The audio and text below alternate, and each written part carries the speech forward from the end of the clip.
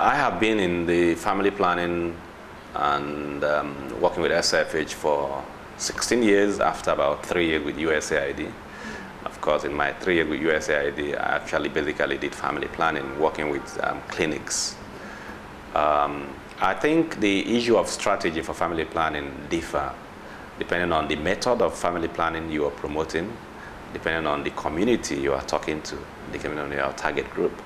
So it's difficult for me to talk about a tailor-made strategy or tailor-made process, but I will talk from my experience what should be done.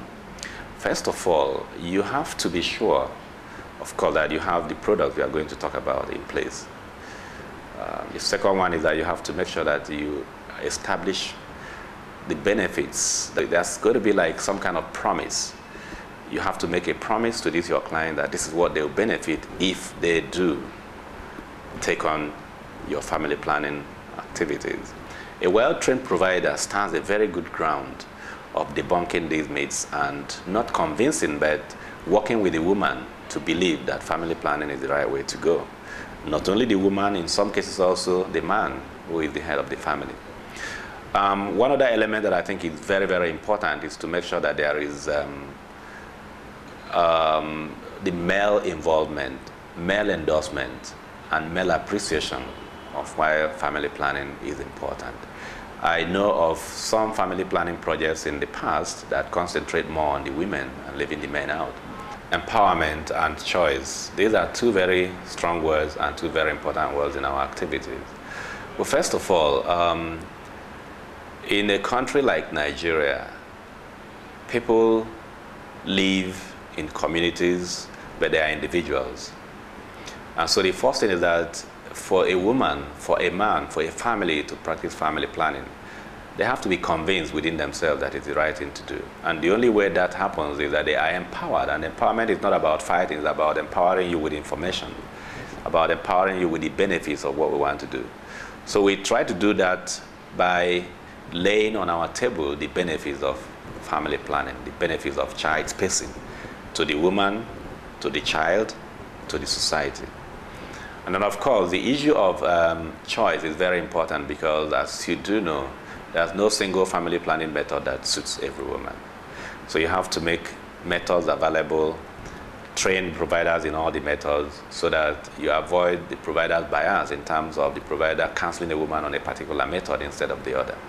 So with that choice and the empowerment, you have achieved quite a lot in terms of the woman or the family accepting family planning. So these are two elements that are very important in our program. Well, part of what I want to share has been discussed a little bit, but I just want to emphasize them one more time, which is the importance of providing choices to family planning, both providers and clients. We started off in 1993 with just one injectable, which is the steroid. But today we have 3 injectables. We have a 2-month injectable, 3-month injectable, and a 1-month injectable. We have also added a Norplant, which is the implant, the Jadel.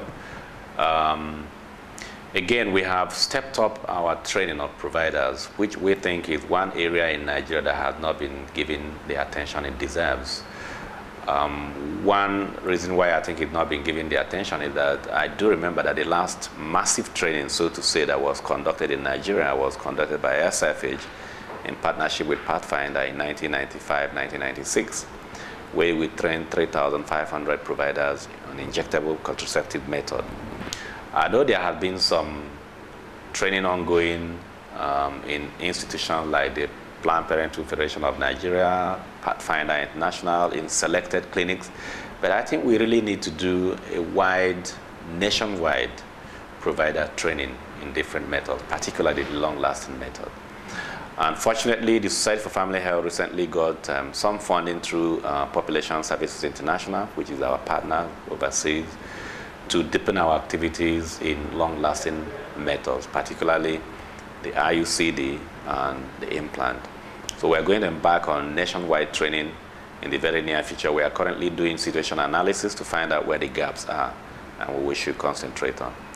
So basically these 2 items, we need to do a lot more training of providers, and then of course we need to continue to increase our method choices so that people are able to pick what suits them.